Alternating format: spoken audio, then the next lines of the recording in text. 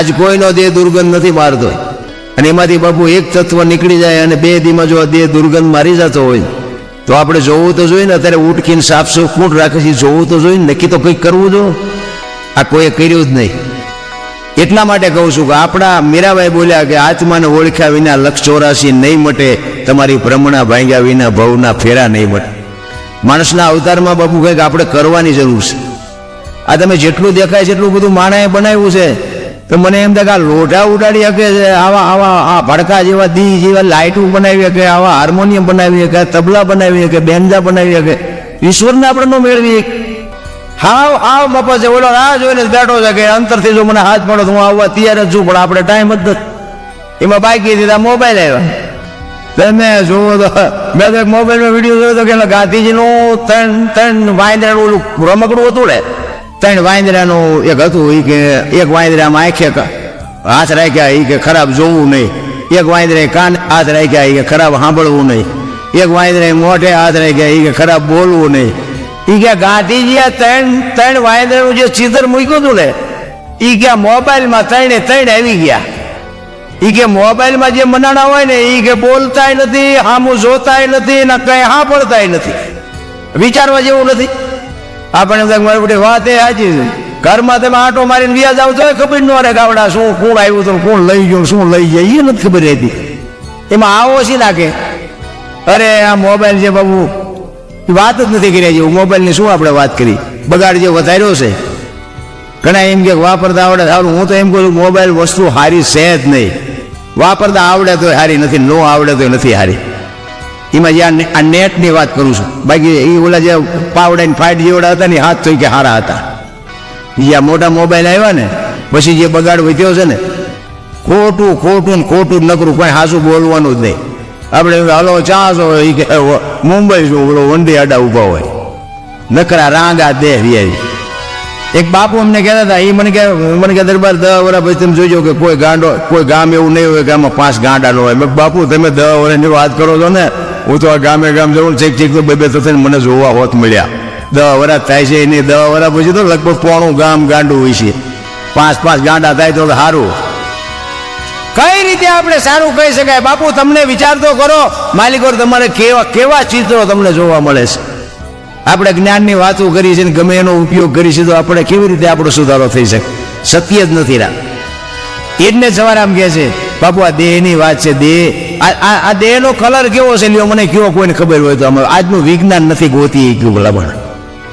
આને ધોરોય ન કહેવાય ને, કારોય ન કહેવાય ને, પીરોય ન કહેવાય ને, લીલોય ન કહેવાય. હજી આ કલર બાપુ ઈશ્વરે જે બનાવ્યો છે ને એ કોઈ નથી કોઈ. કારણ કે વાણી કહે છે ને કે કાચી માટીના પૂતળા બનાવ્યા, રંગ લગાવ્યા ઘેરા ઘેરા. બાપુ આ રંગ કેવો છે?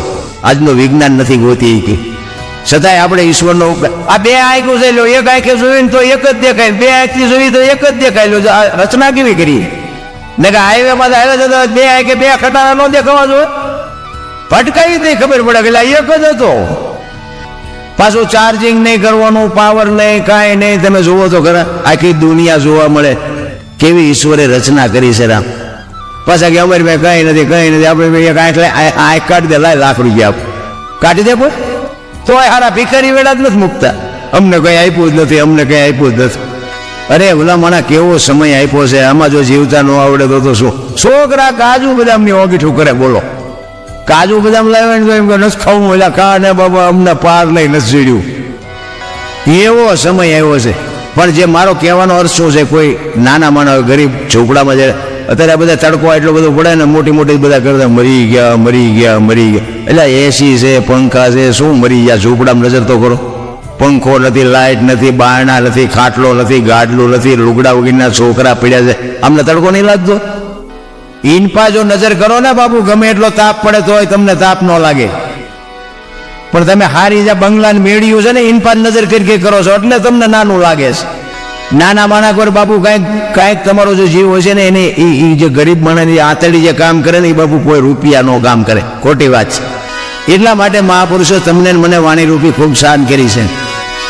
એટલે કહે છે તે જેવો તનમાં કોઈ તપાસો. જો સવારામ બાપાએ ઉઘાડી વાત કરી, તન કહેતા આપણો દેહમાં તપાસવાની વાત છે.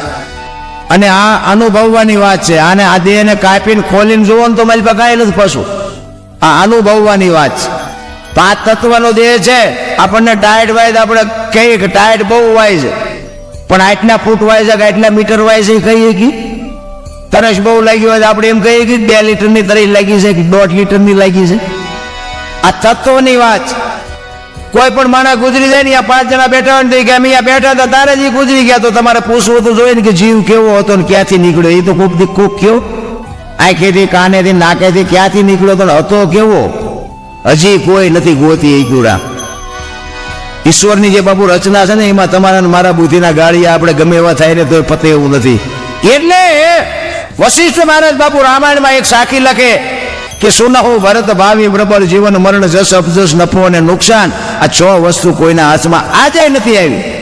અને આવડી આ સાખી તુલસીદાસ બાપુ રામાયણમાં લખે કે રામ વનમાં ગયા અને ભરત જ્યારે રુદન કરે મોસાળમાંથી આવી અને ગુરુ મહારાજ પાસે રોવે છે, અને વશિષ્ઠ બાપુ અયોધ્યાના રાજગુરુ ઈ કહે છે ભરત, જીવન મરણ જસ અપજસ નફો અને નુકસાન આ કોઈના હાથની વાત નથી. હું વશિષ્ઠ જેવો મહાપુરુષ, અને મેં હાજે નક્કી કર્યું હતું ખબર રામને ગાદીએ બેહાડવાના, 12 કલાકની રાત જઈતા ચકડું પડી ગયું. આ વિધિના ખેલ છે.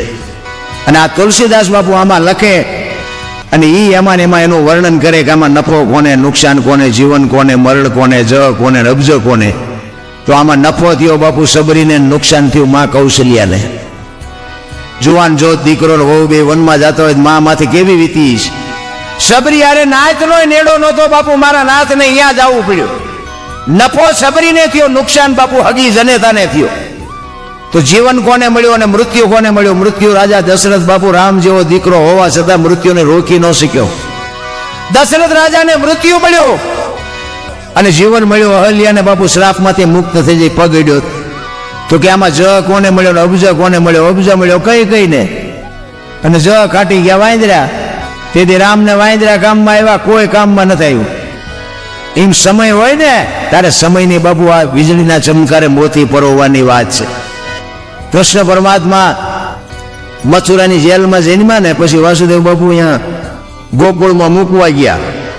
તેથી બધા મોટી મોટી મેળી વાળા ના પાડી, અહીંયા નહીં, અહીંયા નહીં, અહીંયા નહીં. તો અત્યારે બધા પોઈન્ટમાં ભરે છે. તેથી કોઈ નથી કીધું. એ બાપુ એક નંદ બાવાના નિર્ણય આહીરનો દીકરો એમ કહેતો હોય કે ભાઈ ભૈયાઓ બાપ ભૈયાઓ, હવે જે ઠાકર કરે એ આચો એના નામ રે. બાકી કંસની બીકે બાપુ કોઈએ ન કીધું કે અમારા ઘરમાં વિયા હોય. અને આ તો બધી સ્વાર્થની ભક્તિ છે. મનમાં આવે કરવાની, હાકડીમાં આવ્યા પછી હનુમાન ચાલીસા ચાલુ કરવાની, એના જેવું છે આ બધું. એટલે સવારે આમ કહે છે